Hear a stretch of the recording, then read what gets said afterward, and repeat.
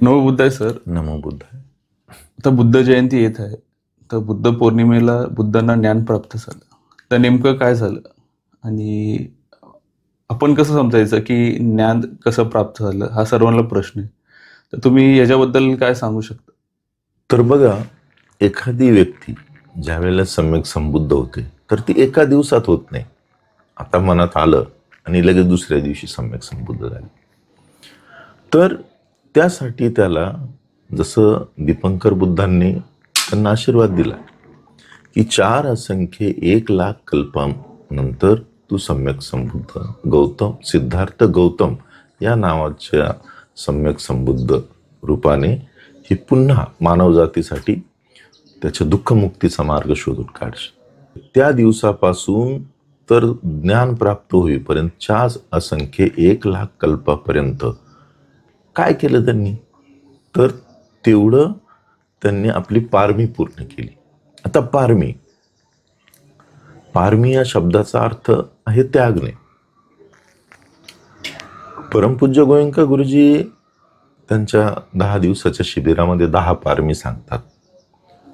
तर सम्यक म्हणजे ज्या वेळेला एखादा बोधिसत्व हा संकल्प करतो, बोधिसत्वापासून सम्यक संबद्ध होईपर्यंत त्याला 30 पारमी पूर्ण करावं लागतात.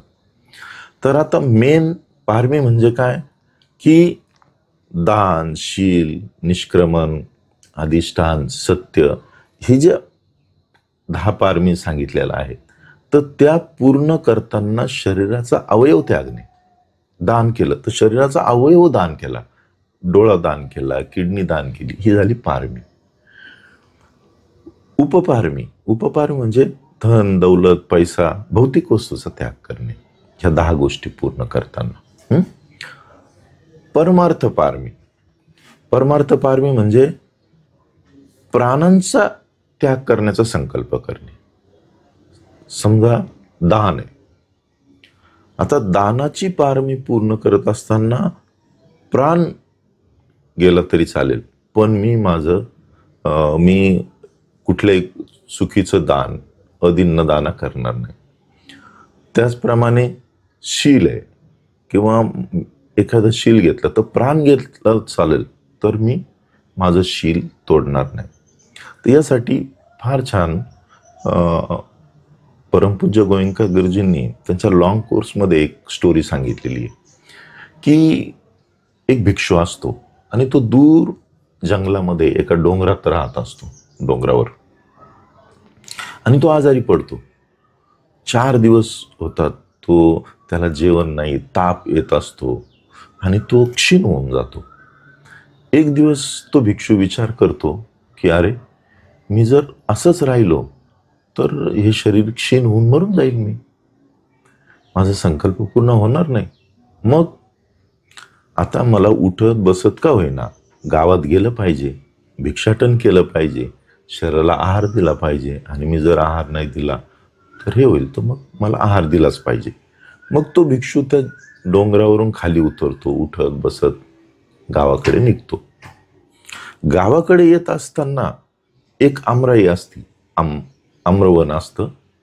तर त्याच्यात येऊन इतकं क्षीण होतो, त्या आम्रवनात पडतो तो. आता त्याला उठवतच नाही. मग काही वेळात काय होतं, त्या शेताचा मालक एक शेतकरी येतो तिथं, आणि तो म्हणतो की अरे बाबा, हे काय तुम्ही इथं क्षीण होऊन पडलेलं. तर मग हे त्यांची कहाणी सांगतात की बघ बेटा, इतकं 4 दिवसाचा आजारी आहे मी, आणि जेवण नाही पोटामध्ये, तापाने फणफणलेलो आहे. तर मला असं वाटलं की मी जेवण नाही केलं तर मरून जाईल, आणि म्हणून भिक्षाटनाला निघालो, पण इथंच पडलो.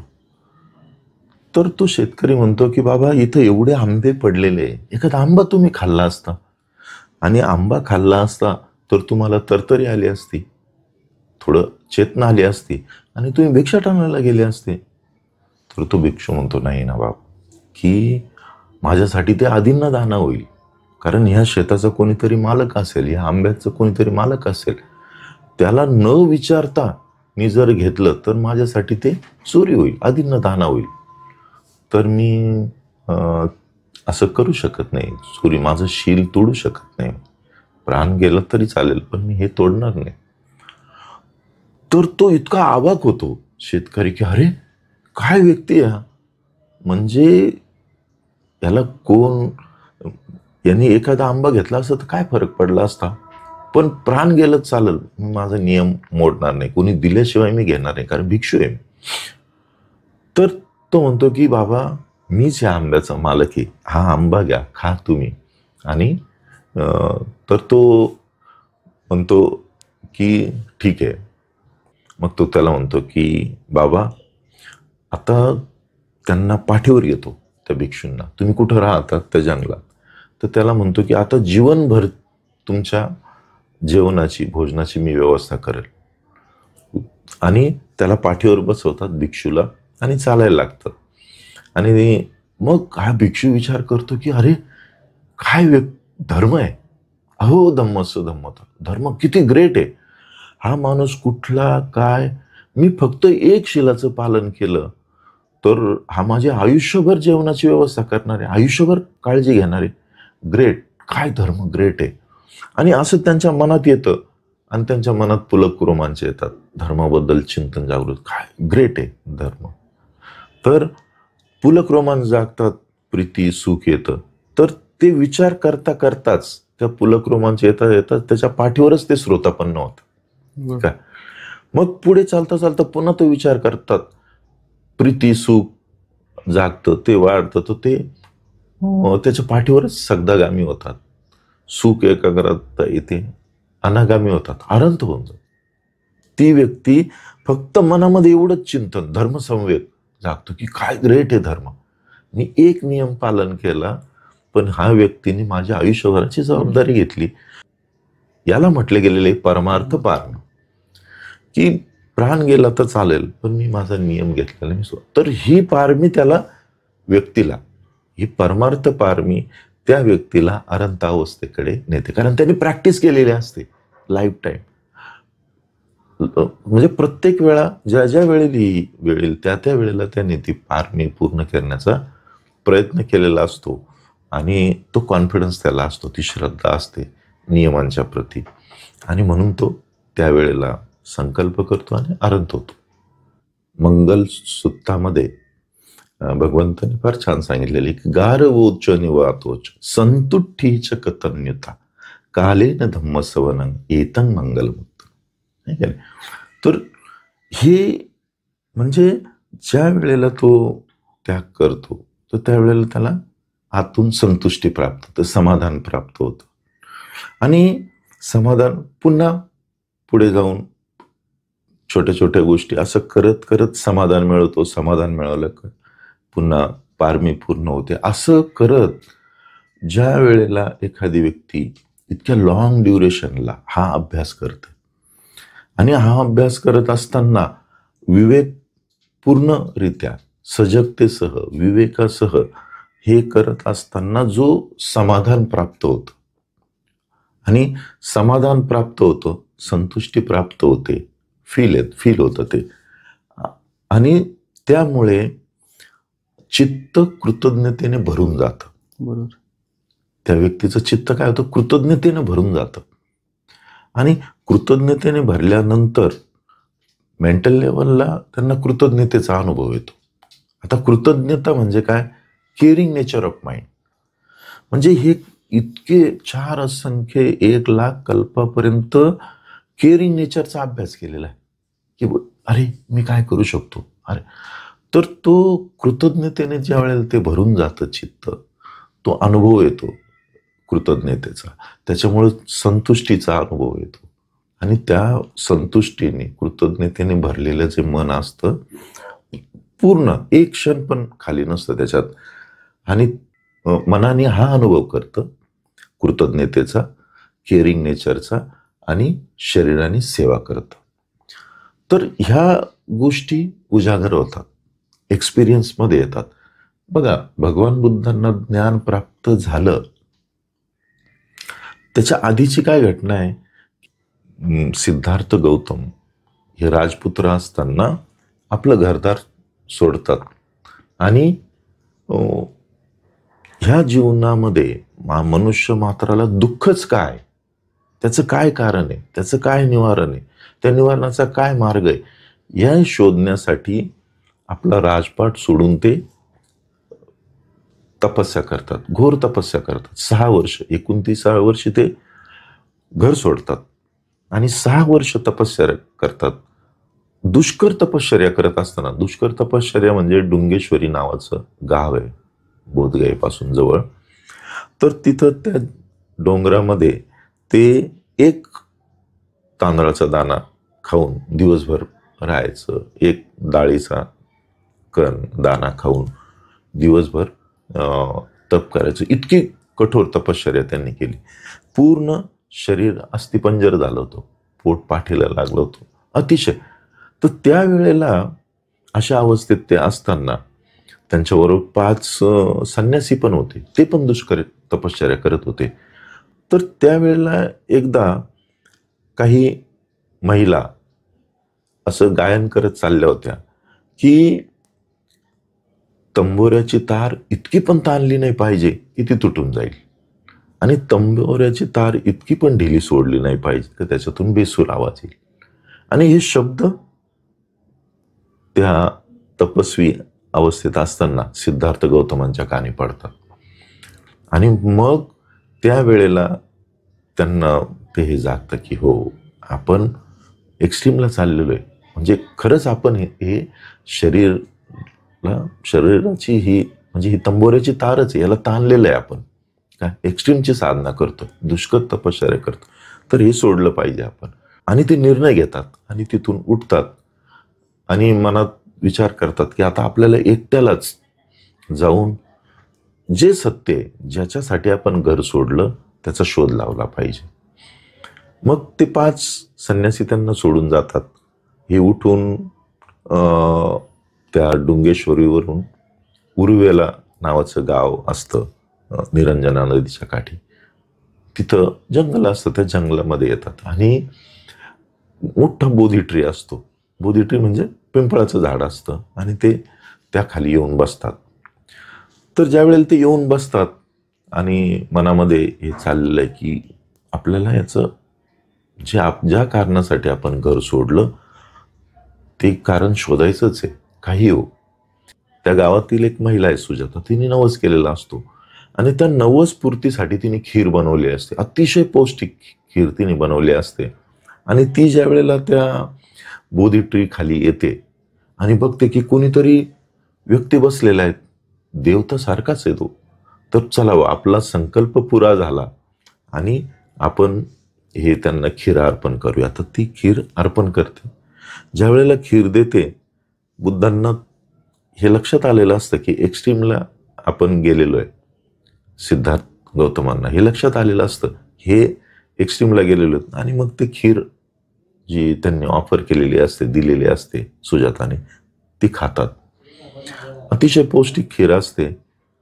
ती खाल्ल्यामुळे त्यांना चैतन्य येतं, तरतरी येते. आणि मग ते संकल्प करतात की ज्या कारणासाठी मी घर सोडलं त्याचं उत्तर मिळाल्याशिवाय मी या जागेवरून उठणार नाही. प्राण गेलं तरी चालेल. म्हणजे जसं त्या भिक्षूंनी हे केलं होतं, प्राणाची पारमी, इतकी पारमी पूर्ण केलेली त्यांनी. लाईफ आफ्टर लाईफ त्याग करून त्याग करत असताना काय होतं की एखाद्या गोष्टीचा आपण त्याग केला तर आपल्याला समाधान मिळतं. काय पुन्हा त्याग करतो आपण, समाधान मिळतं. त्याला आपण म्हणतो की छोट्या छोट्या गोष्टी, की आपल्याकडे समजा एक भाकरी आणि एखादा व्यक्ती भुकेला आहे, तर त्याला भुकेला पाहून आपण अर्धी भाकरी दिली, त्याग केला आपण, सोडलं ते, है ना. मग त्यावेळेला काय होतं की एखाद्याला आपण ते दिलं तर आपल्याला आनंद मिळतो, नाही का नाही, समाधान मिळतं. तर असं अनेक वेळेला त्याग, असंख्य वेळेला त्याग करून त्यांना तो जो अनुभव आलेला आहे समाधान होण्याचा, तर ते त्यांच्या बरोबर आहे, नाही का नाही. त्याला पुण्यपारमी म्हणतो आपण, की जे असा त्याग जो चित्ताला पुनीत करतो, आनंदित करतो, तर तो समाधान, त्याचा अनुभव असतोच. आणि ते बसतात, मनात विचार करतात, संकल्प करतात की जोपर्यंत मला माझ्या प्रश्नाचं उत्तर मिळणार नाही तोपर्यंत मी या ठिकाणून उठणार नाही. आणि हे करत असताना मग ज्या वेळेला त्यांना हे लक्षात येतं की अरे किती म्हणजे शरीर त्याला चैतन्य आलेलं आहे, आणि मग त्यांना हा बोध झाला खीर खाल्ल्यानंतर की अरे सब्बे सत्ता आहार ठित्तिका, सर्व सत्व हे आहारावर आश्रित आहे, कशावर तरी आश्रित आहे. बरोबर. म्हणजे लॉ ऑफ रिलेटिव्हिटी, प्रत्युत्तर समुत्पाद, तो बोध झाला. जसंही आहार दिला तर तरतरी आली, बरं वाटलं मला. आणि जसंही बरं वाटलं तर मग मनात चिंतन सुरू झालं की मी काय करू शकतो. जो प्रश्न आहे त्याच्यावर चिंतन सुरू झालं की कशासाठी मी घर सोडलेलं आहे. आणि मग त्या अवस्थेमध्ये त्यांना ही जाणीव झाली की मन जे आपलं होतं, ज्या वेळेला आहार नव्हता त्यावेळेला भूतकाळाचा विचार करत होतं, भविष्यकाळाचा विचार काय होतं, व्याकुळतेत होतं. आणि जसंही आहार दिला मन तरतरी आली तर वर्तमानात आलं की अरे बघा, म्हणजे शरीराला आहार दिला तर शरीराला बरं वाटलं, मग मनाला काय आहार द्यायचा आहे, तर मन वर्तमानात जसंही आलं तर त्यांना ज्ञान प्राप्त झालं. काय जाणीव झाली. वर्तमानात मन आलं की जाणीव होते, ज्ञान झालं की अरे भूतकाळ भविष्य काळामध्ये मन भटकतं, त्याच्यामुळे ते व्याकुळ असतं. आणि जसंही वर्तमानात आलं तर ते सुखी होतं, शांत होतं. हा त्यांना मग वर्तमान हा चित्ताचा आहार आहे ही त्यांना जाणीव झाली, ज्ञान झालं. जसे ज्ञान झालं तर प्रज्ञा जागली, प्रत्यक्ष ज्ञान झालं की अरे कारणांमुळे होतं हे. आणि प्रज्ञा जागली, लगेच त्यांना विद्या, क्लिअरिटी आली की येस, जे काही आपण अनुभव करतोय तर शरीराला आहार दिला तर ते व्याकुळ होत नाहीये, चित्ताला योग्य आहार दिला तर ते व्याकुळ होत नाहीये, ते समाधान सुख मध्ये येत आहे. आणि मग त्यांना तो बोध झाला की दुःखच काय, त्याचं काय कारण आहे, त्याचं काय निवारण आहे, त्याचं निवारणाचा काय मार्ग आहे. हा जो प्रश्न त्यांच्या मनामध्ये होता त्याला उत्तर मिळालं की दुःख काय, तर त्याला तुम्ही शरीराला, चित्ताला, कारण शरीर आणि चित्त मिळून व्यक्तित्व आहे, तर शरीराला काय आहार देताय, काय कुशल आहार देताय का. मन आहे त्याला काय आहार देताय, नाही का. मन व्याकुळ आहे तर अकुशल आहार दिला त्याला, कारण ते भूतकाळ भविष्य काळात भटकतंय. सजगतेचा आहार दिला तर ते शांत होतंय, नाही का नाही. तर मनाला काय आहार देतोय त्याच्यावर, त्या कारण काय, दुःख आहे तर दुःखाचं काय कारण आहे, त्याला आहार काय देतोय. जसाही कुशल आहार दिला तर दुःख आहे तर सुख पण आहे, तर ते सुख प्राप्त व्हायला लागलं, आनंद वाटायला लागला, बरं व्हायला लागलं. मग त्या सुख प्राप्तीचा काय मार्ग आहे, मग तो अष्टांगिक मार्ग त्यांना प्रगट झाला. तर जे कुणी व्यक्ती या विश्वामध्ये मानव जातीच्या कल्याणासाठी एखादी विद्या शोधून काढतो, पुन्हा ज्ञान प्रगट होतं, आणि ते काय होतं तर या 4 आर्य सत्याचा साक्षात्कार होतो, अनुभव होतो.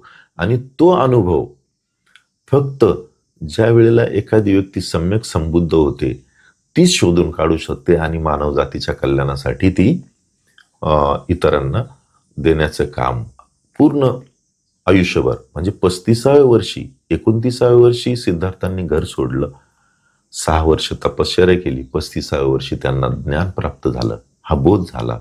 आणि 45 वर्ष वयाच्या 80व्या वर्षापर्यंत हे जे ज्ञान आहे त्यांनी उभ्या मानव जातीसाठी ते ज्ञानदानचं काम केलं, पायी फिरत, की अरे बाबा दुःखच काय, दुःखाचं हे कारण आहे, त्याचं निवारण आहे, आणि निवारणाचा हा मार्ग आहे. तुम्ही जो कोणी हे अशा पद्धतीने काम करेल तर त्याला हा सुख शांतीचा अनुभव आल्याशिवाय राहणार नाही. तर पारमी पूर्ण केल्यामुळे बुद्धांना काय झालं, समाधान, आहे का नाही, की समाधान प्राप्त झालं, कारण त्याग केला, समाधान होतं, समाधान झालं का पुन्हा त्याग करतो तो. असं करत करत करत ज्या वेळेला पूर्ण समाधानी झालं चित्त, असीम शांतीने भरून गेलं, तर मनामधला तो जो भाव आहे, अतिउच्च भाव आहे, केअरिंग नेचर ऑफ माइंड, की इतरांचं काळजी घेणं, काय इतरांचं सुख, इतरांचं समाधान काय आहे, आपलं जसं आपल्याला आनंद वाटला, आपल्याला सुख समाधान वाटते, तसं इतरांना सुख समाधान शांती मिळण्यासाठी मी काय करू शकतो असा भाव व्यक्त होतो, आतून येतो. तर एखादी व्यक्ती ज्या वेळेला एनलायटन होते त्यावेळेला दोन गोष्टी उजागर होतात, की मनाच्या लेवलला मन हे कृतज्ञतेने समाधानाने भरून जातं आणि असीम शांततेने भरून जातं आणि शरीराने ती व्यक्ती जाऊन सेवा करते. तर जसंही हे झालं त्यांना पहिला मनामध्ये भाव जागला की अरे ही जी भूमी आहे या भूमीने मला आधार दिला नसता तर मी कसं बसू शकलो असतो. हे पिंपळाचं झाड आहे, याने मला शीतल छाया दिली नसती, शुद्ध ऑक्सिजन दिला नसता तर मी कसं इथं बसू शकलो असतो. तर त्यामुळे मी होऊ शकलो. अरे किती लोक आहे त्यांनी माझी आतापर्यंत सेवा केलेली, कोणी जेवण दिलेले, कोणी कपडे दिलेले, कोणी माझी राहण्याची व्यवस्था केलेली आहे, काय सेवा केलेली आहे माझी. तर अनेक लोकांनी सेवा केलेली आहे, तर त्यामुळे मी इथपर्यंत पोहोचू शकलेलो आहे. हे पंचमहाभूत आहे, पृथ्वी आहे, जल आहे, अग्नी आहे, वायू आहे, आकाश आहे, हे सगळं याच्यात मला लाभ झालेला आहे. त्यावेळेला या परिस्थितीपर्यंत मी पोहोचू शकलेलो आहे. तर मी काय करू शकतो आता. हा भाव कृतज्ञता, काय की जसं मला इतरांच्या सगळ्यांच्या सेवेमुळे मी जो संकल्प केला होता त्या संकल्प पूर्ती करू शकलो, तर आता मी इतरांच्यासाठी काय करू शकतो असा मनात भाव येऊन ते तिथून 250 किलोमीटर पर्यंत ज्या ठिकाणी ते पंचवर्गीय भिक्षू होते तिथपर्यंत चालत गेले. कशासाठी की मला जसा लाभ झाला, त्यांनी मला 6 वर्ष माझी सेवा केलेली आहे, तर त्यांना पण मी हे शेअरिंग करल आणि त्यांनाही त्याचा लाभ होईल या दृष्टीने गेले. पण त्याआधी जसंही त्यांना हा बोध झाला, आनंद आला, समाधान आलं, सुख आलं, शांती आली, तर त्या अवस्थेत 7 सप्ताह त्याच एरियामध्ये ते राहिले. आता 7 सप्ताह पहिल्या सप्ताहामध्ये बसून ते चिंतन करत राहिले की अरे अनेक लोकांनी सेवा केलेली आहे, अरे बापरे अनेक जाती संसार. मी जेवढं पार मी पूर्ण करत गेलो, तर प्रत्येक लाईफमध्ये मला लोकांनी मदत केली आहे, तर मी त्यांच्यासाठी काय करू शकतो. याच्यामध्ये तो कृतज्ञतेचा आनंद, शांती, समाधान अनुभव करत 1 हप्ताभर ते बसून राहिले. दुसऱ्या हप्त्यामध्ये एका ठिकाणी उभं राहून, आजपाल वृक्षाच्या खाली उभं राहून बोधी ट्री खरी अवाक होऊन बघत राहिले की काय म्हणजे ज्ञान ही काय स्टेज असते. ती शांती, ती सुख, ते समाधान आणि त्या बोधी ट्रीकडे पाहत ते एकटक पाहत राहिले. तिसऱ्या हप्त्यामध्ये तिथं चक्रमण करत राहिले आणि मनामध्ये हे सगळं चिंतन चालू आहे. ते शांतीचा अनुभव करते, सुखाचा अनुभव करते. मग चौथ्या हप्त्यामध्ये ते त्याच एरियामध्ये एक ठिकाणी बसतात आणि मग चिंतन करतात सुरू. तर तो जो भाव आहे रत्नग्रह म्हटले गेलेले आहे, की जिथं धर्माचं रत्न त्यांना पुन्हा उजागर झालं. आणि ते काय प्रत्युत्य समुत्पाद. बरोबर. प्रत्युत्य समुत्पाद म्हणजे प्रत्येक गोष्ट कशावर तरी आधारित आहे, कुठल्याही गोष्टीला कारणाशिवाय काही होत नाही, हा त्यांना बोध झाला. मग काय कारण आहे, त्यांना हे लक्षात आलं की हे शरीर मी नाहीये. कारण मी जोपर्यंत होता, हे शरीर आणि मन मी मानत होतो तोपर्यंत दुःख होतं. हे शरीर आणि मन जोपर्यंत मी मानत होतो तोपर्यंत दुःख होतं. जसंही लक्षात आलं की हे शरीर आहे, जे अनुभव करतं ते मन आहे, ज्याचा अनुभव होतो शरीर आहे. ते शरीर आहारावर स्थित आहे, मन ते पण आहारावर स्थित आहे. 5 ज्ञानेंद्रियाने त्याला आहार दिला जातोय आणि त्याच्याप्रती सजगता नाहीये. हे जसंही लक्षात आलं, अरे कारणावर व्याकुळता काय येते, 6 ज्ञानेंद्रियाला तसा स्पर्श होतो, सजगता नसते आणि मग ते व्याकुळते जातं, भूतकाळ भविष्यकाळात जातं. शरीर आहे, शरीराला योग्य आहार दिला नाही जात, वेळच्या वेळी आहार नाही दिला जात, त्यामुळे पुन्हा ते रेसलेस होतं, व्याकुळतेत जातं. तर अरे म्हणजे कारणाशिवाय काही होत नाही. मग हे जेव्हा लक्षात आलं की शरीर मी नाहीये, मन पण मी नाहीये, पण मग हे व्यवहार कसे चालले, किंवा आताही मी कसं चिंतन करू शकतो, कसं चालू शकलेलं, कसं बसू शकतो, कोण करतंय, काय याचं ड्रायव्हिंग फोर्स आहे. आणि मग त्यांना उजागर झालं की हे जे काही होतं कारणामुळे होतं, मग याचं ड्रायव्हिंग फोर्स काय आहे, तर कर्म आणि कर्माचा विपाक. तर ते कर्म आणि विपाक हे त्याचं ड्रायव्हिंग फोर्स. ज्या वेळेला त्यांना हे लक्षात आलं की याचा ड्रायव्हिंग फोर्स काय, ही जीवनधारा तर चालू आहे, तर त्याचा ड्रायव्हिंग फोर्स म्हणजे कर्म आणि कर्माचा विपाक. मग कर्म होतं, मग कर्माचा विपाक येतो, मग विपाक आला की त्याच्यावर पुन्हा रिॲक्शन करतो, मग त्याचं पुन्हा कर्म बनतं, मग कर्म बनलं का पुन्हा ते फळ देतं, विपाक येतो, विपाक आला का पुन्हा त्याच्यावर रिॲक्शन, आणि हे कंटिन्युअस हे सायकल चालू आहे. त्याच्यामुळे ही जीवनधारा चालू आहे. आता हा जो आहार दिला जाते, तर तो आपण कुठं ब्रेक करू शकतो? कर्म तर नष्ट नाही करू शकत आहे, कारण कर्म नष्ट केलं का पुन्हा ते त्याचा हे येणारच आहे, ते पुन्हा नष्ट करण्याचं कर्म बनेल. तर त्याच्यामुळे ते नष्ट होऊ शकत नाही. मग काय, कुठे नष्ट होऊ शकतं किंवा कुठे ही चेन ब्रेक करता येऊ शकतं? तर त्यांच्या लक्षात आलं की कर्माचा जो विपाक येतो, तो विपाक आपण बदलू शकतो. म्हणजे मनामध्ये समजा द्वेष जागला, तर द्वेषाचं कर्म आहे, त्याचं फळ आलं. द्वेष जागला, द्वेष जागला, मग आपण रेसलेस झालो. रेसलेस झाल्यावर जर, आणि सजग नाहीये, पण द्वेष जागला आणि आपण सजगता आहे, तर मनामध्ये लगेच येईल का, रे द्वेषामुळे मला किती त्रास होतोय, शारीरिक लेवलला, मानसिक लेवलला त्रास होतोय, नको बाबा, मी द्वेष नाही करणार. मग काय करल, तर करुणेचा अभ्यास करल. मला जसा त्रास होतो तसं इतरांना होऊ नये असा भाव व्यक्त करणं म्हणजे करुणा. बरोबर. मला जसा आनंद मिळतो तसं इतरांना आनंद मिळो हा भाव व्यक्त करणं म्हणजे मैत्री. इतर, मी त्याला मदत केल्यामुळे एखाद्याला आनंद वाटतो, त्याला आनंदी पाहून मी आनंदी होणं म्हणजे मुदिता. आणि या सगळ्या अवस्थेमध्ये एखादा व्याकुळ असताना द्वेष पण न करणं, एखादा आनंदी असताना उत्साहात पण न येणं, बघा मी मदत केल्यामुळे तो आनंदी झाला, असं बॅलन्स माइंड म्हणजे उपेक्षा. तर ज्या वेळेला हे लक्षात येतं की अरे अशा प्रकारे ही जी चित्तधारा काम करते, इथं आपण याला ब्रेक करू शकतो. मग जसंही मनामध्ये द्वेष जागला आणि मनामध्ये द्वेष करण्याच्या ऐवजी, द्वेषाची प्रतिक्रिया करण्याच्या ऐवजी मी मैत्रीचा अभ्यास करल. द्वेषाची, मनामध्ये जसाही द्वेष जागला तर प्रतिक्रिया होणार आहे, द्वेषाचीच प्रतिक्रिया होणार आहे.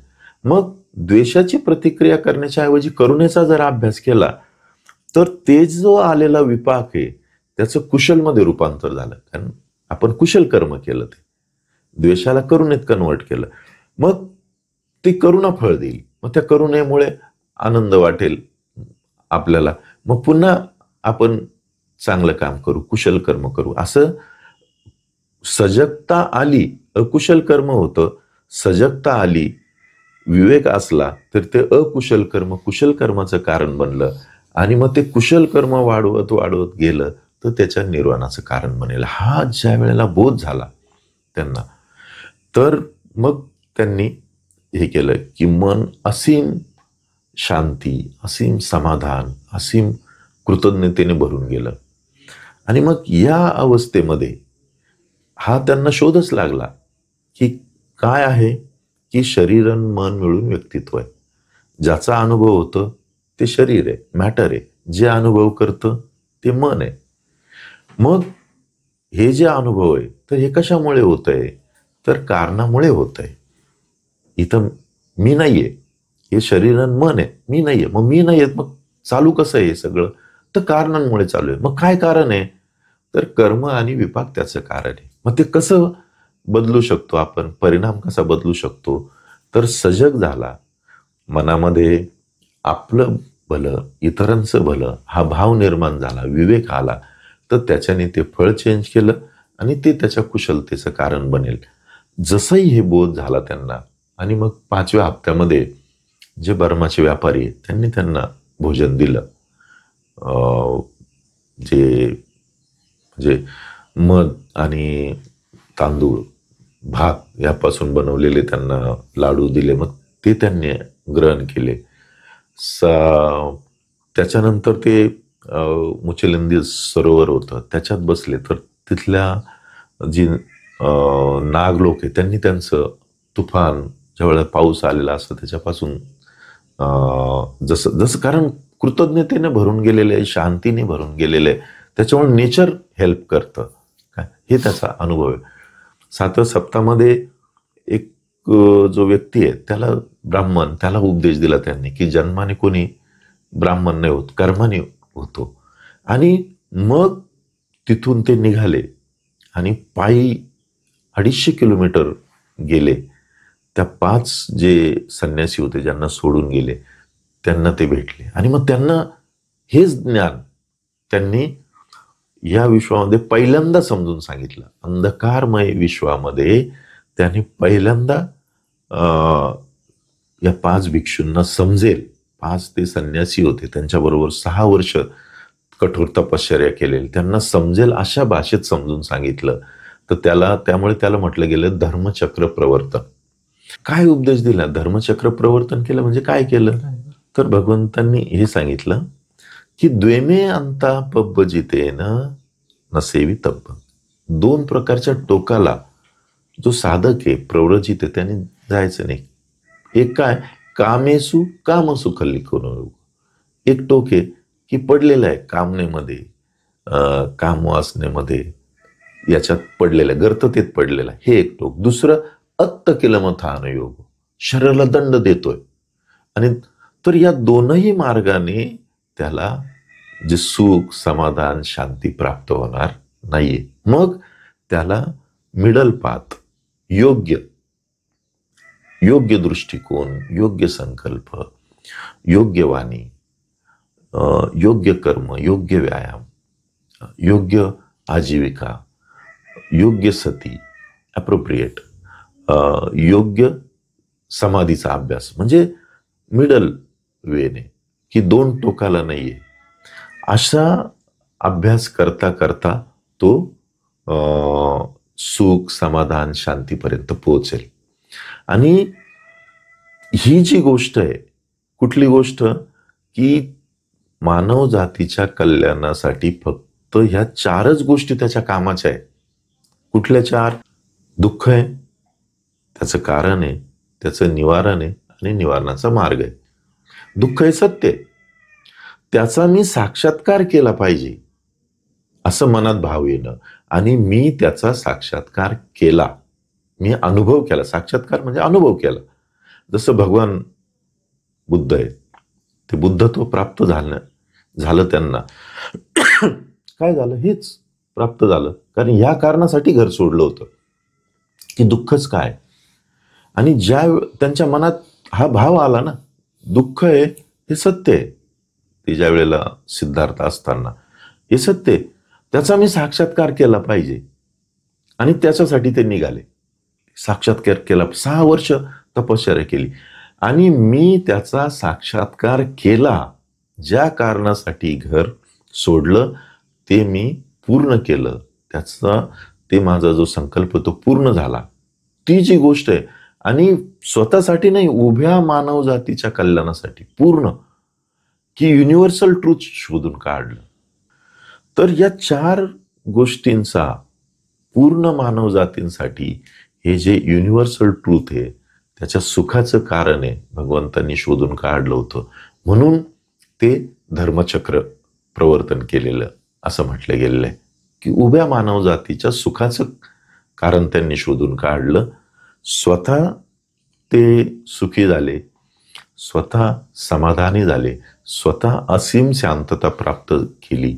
आणि ज्या वेळेला त्यांनी हे सांगितलं, तर एवढ्या अंधकारामध्ये पहिली जी व्यक्ती आहे कोंडन्य, त्याला तो साक्षात्कार झाला की हो, अन्यासीवत भोगून त्या कोंडन्याला प्राप्त झालं. म्हणजे त्यांनी सांगितलं आणि त्याला लाभ झाला. मग त्यांच्या लक्षात आलं की ओके, हे होऊ शकतं. मग अजून पुढच्या सप्ताहभर त्या बाकीचे जे 4 भिक्षू आहे त्यांना त्यांनी हे सांगितलं, समजवलं. कारण कोंडण्याला प्राप्त झालं होतं. ती असीम शांतता, कृतज्ञता, समाधान त्याला प्राप्त झालं होतं. मग त्यांना लक्षात आले कोंडण्याला प्राप्त होतंय, मग आपणही अभ्यास केला पाहिजे आणि त्यांनाही प्राप्त. मग बुद्धांनी तो त्यांचा अनुभव आहे अजून डिटेल समजून सांगितला अनत्त लख्खन सुत्तामध्ये. काय तर जे काही म्हणजे हे जे अनुभव होतंय काय याच्यावर माझा काही कंट्रोल नाही. जे काही अनुभव होतंय ते अनित्य बदलत आहे आणि हा जो बदल आहे त्याच्यावर माझा काही कंट्रोल नाही. जसंही मी त्याला कंट्रोल करायला जातो तर मी दुःखात पडतो आणि जसंही मी त्याला कंट्रोल करणं सोडून देतो, त्याच्यावर आधिपत्य करणं सोडून देतो, ॲक्सेप्ट करतो, लेटिंग गो करतो की मी नाही करू शकत आहे ना, हे माझ्या कंट्रोलमध्ये नाहीये, तसं तो दुःखाच्या बाहेर येतो. हा जो उपदेश आहे अनत्त म्हणजे ही जी परिस्थिती आहे, जी काही मी अनुभवतोय ती माझ्या कंट्रोलमध्ये नाहीये. जसंही मी कंट्रोल करायला जातो मी दुःखात पडतो आणि कंट्रोल करणं सोडून दिलं की दुःखाच्या बाहेर येतो. हा जो बोध बाकीचे आणि त्यांना कळाल्याबरोबर ते 4ही भिक्षू आरंत झाले. काय कारण हे आता बुद्धांनी स्वतः इतक्या पारमी पूर्ण केल्यानंतर ज्या वेळेला अनुभूत झालेलं ज्ञान त्यांना सांगितलं, त्यांनाही त्या समाधानाचा अनुभव आला, सुखाचा, शांतीचा त्यांना अनुभव आला. त्यांनी फॉलो केलं आणि ते दुःखाच्या बाहेर आले. तर अशा रीतीने हा जो म्हणजे भगवान बुद्धांनी ज्या कारणासाठी घर सोडलं होतं ते कारण पूर्ण झालं. त्या दिवशी पौर्णिमेच्या दिवशी, वैशाख पौर्णिमेच्या दिवशी त्यांना उत्तर मिळालं. उत्तर मिळाल्यानंतर मन कृतज्ञतेने भरून गेलं, समाधानाने भरून गेलं, शांती असीम शांततेने भरून गेलं. ज्ञान प्राप्त होणं म्हणजे काय, मन कृतज्ञतेने ओतप्रोत भरून जाणे, इतर आणि शरीराने इतरांची सेवा करणे. तर असा तो दिवस आहे वैशाख पौर्णिमेचा. तर बघा त्याच वेळेला लोकांना फायदा झाला असं नाहीये. आजही लोकांना 2500 वर्षापासून अनेक लोक ह्या अवस्थेला पोहोचलेले, असीम शांती, सुख, समाधान, कृतज्ञता, सेवा, त्यामुळे आपल्यापर्यंत हे ज्ञान पोहोचलेले आहे. आजही लोकांना अभ्यास केला तर आपापल्या कुवतीप्रमाणे त्याचा लाभ होतो आणि म्हणून आपण ते वारंवार करण्याचा प्रयत्न करतोय. तर अशा रीतीने सिद्धार्थ गौतमांनी राजकुमार अवस्थेमध्ये घरदार सोडलं. ज्या कारणासाठी घरदार सोडलं त्याची पूर्ती या बुद्ध पौर्णिमेला झालेली आहे. त्यांचं उत्तर त्यांना मिळालेलं आहे. ते कारण पूर्ण झालेलं आहे बुद्ध पौर्णिमेच्या दिवशी की दुःख विमुक्तीचा मार्ग त्यांना मिळाला आणि तो मार्ग मिळाल्यामुळे त्यांचं मन समाधानाने भरून गेलं, असीम शांततेने भरून गेलं, असीम कृतज्ञतेने भरून गेलं की त्या प्रत्येकाच्या प्रती त्यांना काळजी वाटायला, केअरिंग नेचर, कृतज्ञता म्हणजे केअरिंग नेचर ऑफ माइंड. तर कृतज्ञतेने मन भरून गेलं आणि शरीराने ते सेवा करायला त्यांनी सुरुवात केली आणि 45 वर्ष त्यांनी उभ्या मानवजातीच्या कल्याणासाठी ही 4 आर्य सत्य आणि मला अनुभव आलेला आहे त्याचा, मला अनुभव आलेला आहे, इतरांना आलेला आहे. आपण जर प्रॅक्टिस केली तर आपल्याला येईल. हे काम 45 वर्ष त्यांनी अविरत केलं आणि त्यामुळे 2500 वर्षापूर्वी देखील हजारो लाखो लोकांना त्याचा लाभ झाला. लाखो लोक आपल्या दुःखाच्या बाहेर आले, दुःख विमुक्तीच्या मार्गावर चालू लागले. आजही हजारो लोक, लाखो लोक प्रॅक्टिस करतायत, हळूहळू थोडा अनुभव करतायत आणि आपल्या दुःखाच्या बाहेर येत आहेत.